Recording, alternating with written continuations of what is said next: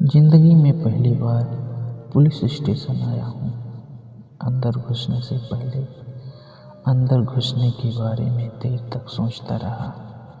फिर लगा ये उस औरत की खोज खबर का आखिरी जरिया है जिसके घर में मैं 5 साल से रह रहा हूँ। फर्ज बनता है। इसी ख्याल से मैं खुद को हिम्मत दी और अब थानेदार के सामने रिपोर्ट लिखाने बैठा हूँ। बैठते ही थानेदार ने इतने और ऐसे सवाल पूछ डाले हैं जिनमें से आधों का जवाब तो 5 सालों में मैं भी नहीं जान पाया, या शायद मैंने कभी जानने की कोशिश ही नहीं की। कौन थी? तेरी क्या लगती थी? कहाँ की थी? कोई फोटो, कोई पहचान? कहाँ जा सकती है? कब से गायब है? सवाल पूछने के बाद थानेदार ने अपनी निगाहें मुझ पर टिका दी हैं और मैंने अपनी चप्पलों पर। किसी की सवालिया नज़रों से बचने का इससे सरल उपाय मुझे आज तक नहीं सूझा। अरे टाइम खोटी मत कर लड़के, नाम बता उसका।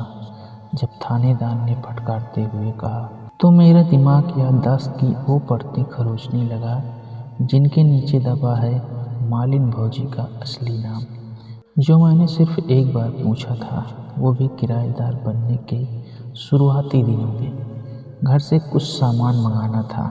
पते के केयर ऑफ में उनका नाम लिखने के लिए जब मैंने पूछा तो हमेशा हाथ में रहने वाली मीठी सुपारी के पैकेट से एक दाना मुंह में डालते हुए अपनी आंखें तरेरते हुए वो बोली थी, नाम तो हमारा बैजंती है।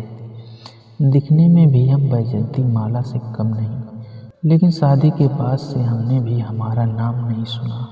पति माली था हमारा, चौक वाले मंदिर में।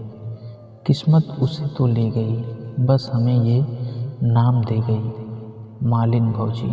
तुम अपनी चिट्ठी पर भी यही लिखवा दो, डाकिया बैजंती के नाम से तुम्हारी चिट्ठी वापस ले जाएगा।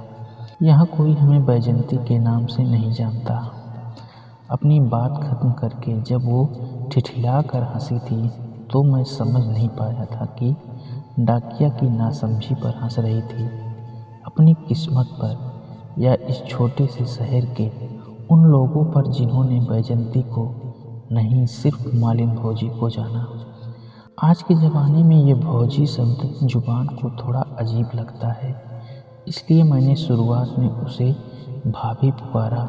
फिर धीरे धीरे सबके साथ मैं भी भौजी पर आ गया। उसे भी भौजी ही अच्छा लगता है। वह कहती है भाभी पराया लगता है। वैसे मोहल्ले की औरतों के बीच या फाल पीको वाली के नाम से भी जानी जाती है। अपने इन निराले नामों पर भौजी खुद भी खूब हंसती हैं। थानेदार ने फटकारा तो मैं ख्यालों से बाहर आया और झेंप कर उसे वही जवाब दिया, जी नाम तो उनका बैजंती सारवेकर है, लेकिन अगर आप मालिन भौजी के नाम से ढूंढेंगे तो जल्दी मिल जाएंगी।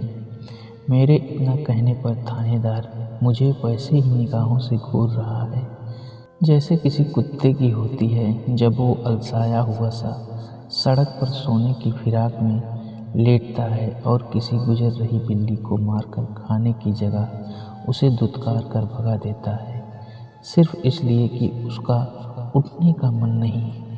नाम के बाद थानेदार ने रिश्ता पूछा तो फिर मेरी नज़रें चप्पलों पर अटक गई। मैंने थानेदार की तरफ देखे बिना ही कहा, जी मैं उनके यहाँ किराए से रहता हूँ। मेरे इतना कहने पर थानेदार ने वही कहा जिसकी मुझे उम्मीद थी, तो तू क्यों आया है? कोई परिवार वाला नहीं है क्या? इस बात पर मैंने थानेदार को कोई जवाब नहीं दिया। देता भी क्या, मैंने खुद भी कभी मालिन भौजी के किसी रिश्तेदार को आते जाते नहीं देखा था।